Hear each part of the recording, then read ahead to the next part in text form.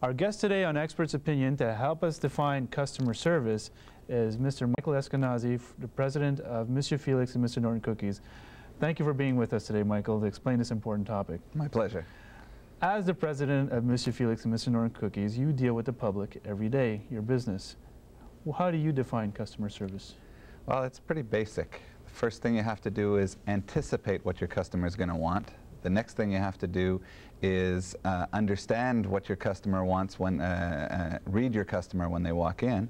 And finally, you've got to exceed their expectations. Not just meet them, but you've got to exceed their expectations. Exactly. And you do it very well. So let me ask you this, though. We talked about off-air about companies and still not providing adequate customer service. Now, how important is it to survival if some companies out there are still not doing it?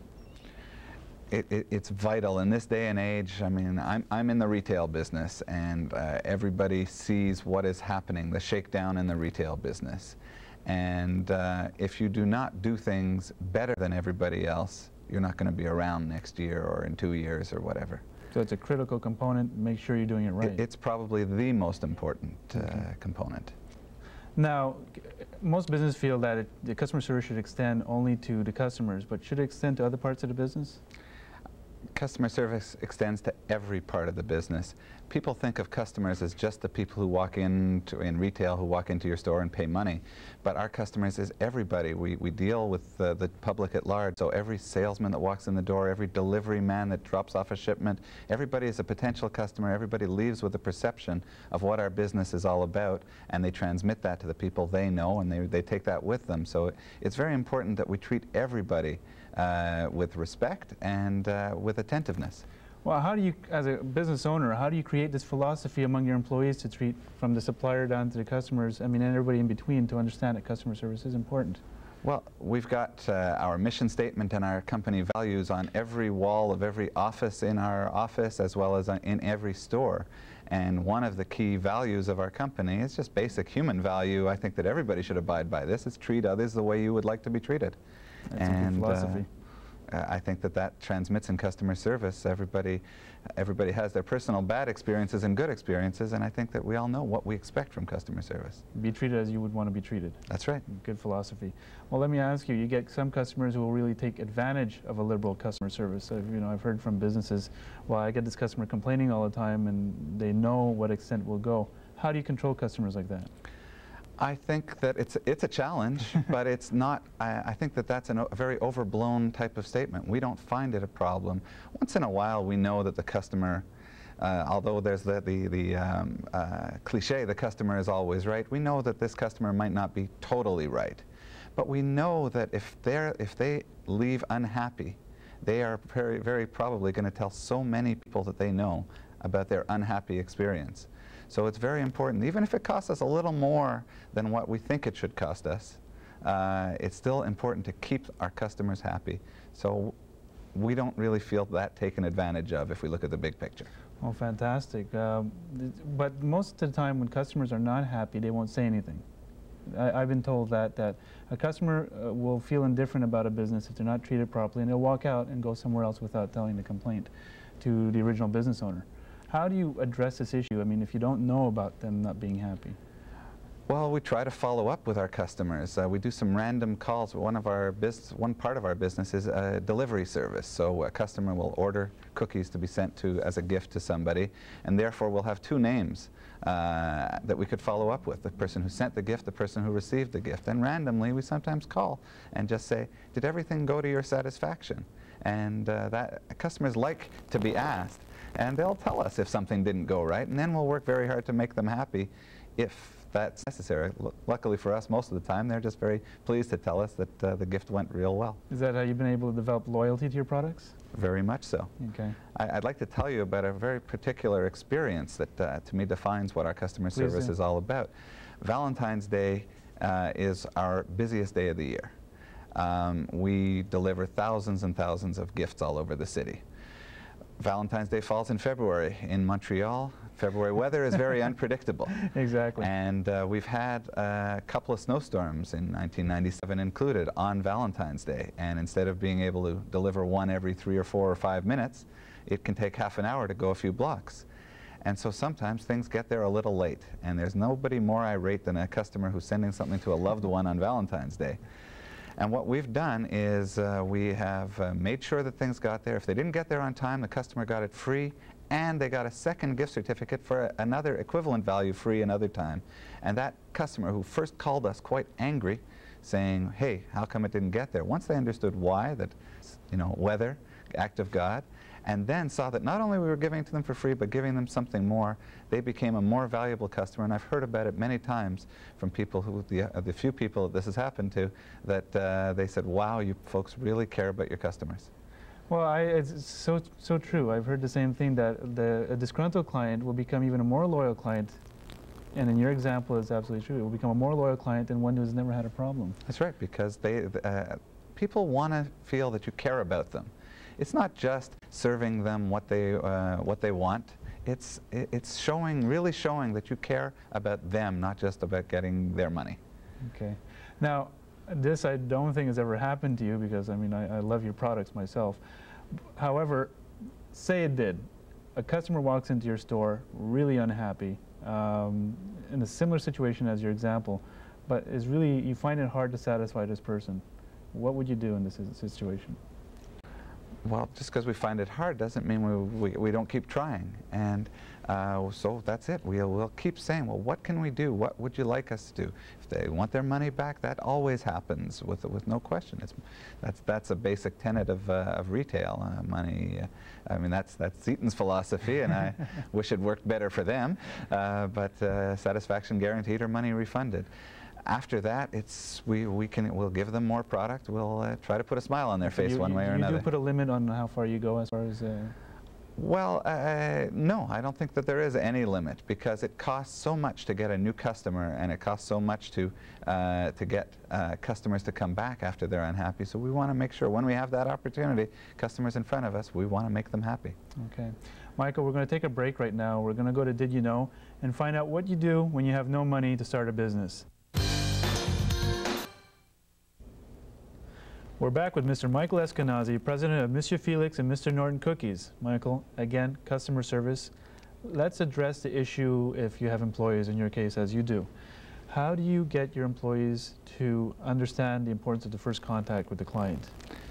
Well, what we do, we have an interesting part of our training program with our employees, is we teach them to recognize body language of customers when they walk into the store. Customers sometimes will walk in and they'll be looking around all over here and there, and they're clearly, you can recognize the fact that it's the first time that they're in our store, as opposed to another customer who will walk in and walk right up to the counter and say, could I have 3 Ménage à Trois and 2 ebony and ivory, and et cetera, et cetera. It was an experienced Mr. Felix and Mr. Norton because customer. you know they're an experienced customer, so you're not going to say to them what you'd say to that other customer, which is, would you like to try one of our cookies? Somebody who's clearly in there for the first time, the first thing we want to do is let them savor the Monsieur Felix and Mr. Norton experience.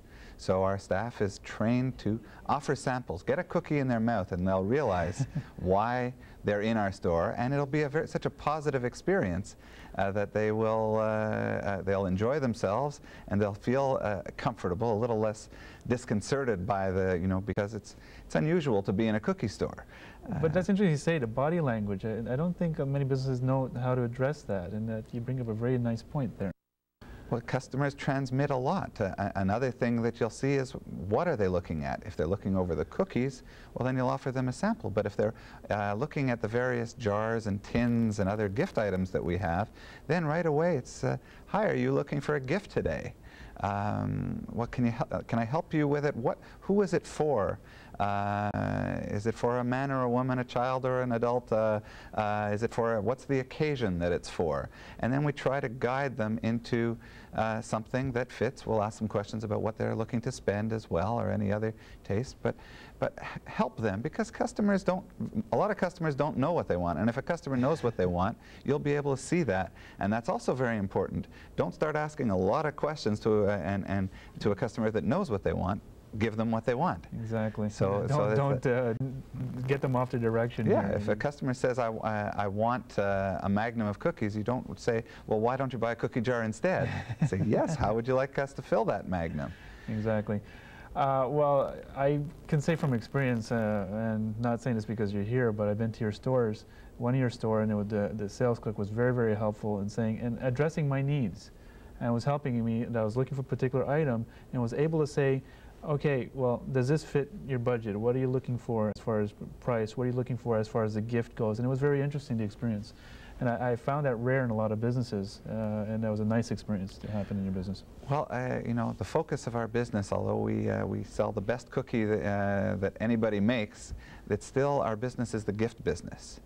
And our competition is other gift stores. If the customer doesn't have a positive gift buying experience, or I should say it in a positive way, when the customer does have a positive gift buying experience, they'll come back. They'll think of us the next time they need to buy a gift because it was fun, because they were given a cookie to munch on while we were wrapping their gift. We offer all the little touches, like putting ribbons on even a simple little cardboard box of cookies. We'll dress up with ribbons. We'll offer them a free gift card. That's really nice. The extra little touches are what's going to bring them back. Details. Now, you mentioned something very critical a lot of business owners don't, and part of the customer service equation, I guess, is understanding your business in relation to what your customer, because in your case, you're in people might not think of it, but you're in the gift business and you're really in competition with other areas. So addressing their needs is very, very important as far as the customers go. Sure. And staying, I can't look at other bakeries or whatever as what do they do and how can I be better than them. I've got to look at the other gift stores and offer all those personal touches that the good gift stores offer. Exactly. Now, the trial aspect is very interesting. It doesn't cost much, I guess, to offer a trial, and it could become a loyal customer in the end. Do you suggest this for many businesses to do? I mean, depending on what business they're in? Well, sure. I guess if you're selling Mercedes-Benz, you can't give somebody a free one. I'll be there. I'll be first in line. Yes, everybody would. But with a product like ours, an edible product, sampling is so critical, because there is a perception by some people that our product is expensive, but once they taste it, they realize that there is value there because it's so good. You're justifying the value and relating it. And it's so hard to resist. Once you've tasted it, you want to buy it. You want to. You're ready to indulge yourself or somebody else in this kind of a quality product. It's a wonderful recipe. I'm still trying to dig it up. So I'm sorry. That's one secret I won't divulge. Now, I guess that involves, when you do the trial part, that involves the feedback process. Now, have you ever somebody tried a cookie and said, "What is this?" You know, and sort of not have sort of a negative reaction or not? Well, interesting. Let me tell you something else that we do that's will answer your question. Okay. We now have a program for about the last year or so of a flavor of the month. So even when a customer comes in, and maybe that regular customer that I was talking about, that'll say 3 ebony and ivory, 2 chocolate chunk, and an amaretto cookie, we'll say, have you tried our new flavor of the month? This month, it's lemon surprise. And they'll say, well, no, and then we'll offer them a taste. And we ask our staff to keep notes of what the comments are. Did the customer say, wow, that's great, and buy some? Did they say, mm-hmm, it's good, not buy? Or did they have a negative comment? And they fax those comments back to us weekly so that we can decide, should we keep this flavor? Not just judge by the sales of the cookie, which is an important factor, but also the actual feedback. Or maybe there's some adjustments. A recipe isn't written in stone. It can be, if they say it's a little too lemony or not lemony enough, then we can do an adjustment to make it a better cookie. Feedback, plus I guess you're addressing the customer's needs and finding out what they want. Part of customer service, your whole campaign. Sure. We constantly survey our stores, our staff, and our franchisees. What other flavors would the customers ask for? Because customers are usually not shy to say, hey, how come you don't have this one anymore? Or why don't you have a peanut butter cookie? Or etc. So we try to gather that, so when we're fooling around in the kitchen and testing new recipes, that we'll be able to do something that the customers are looking for, not just what I like. Michael, thank you very much. I appreciate you being here, and guess where I'm going after this interview? Going to get some cookies. You got me hungry here, but I appreciate your input on customer service, and I hope people adhere to understanding what the customer is about in their business. Thank you.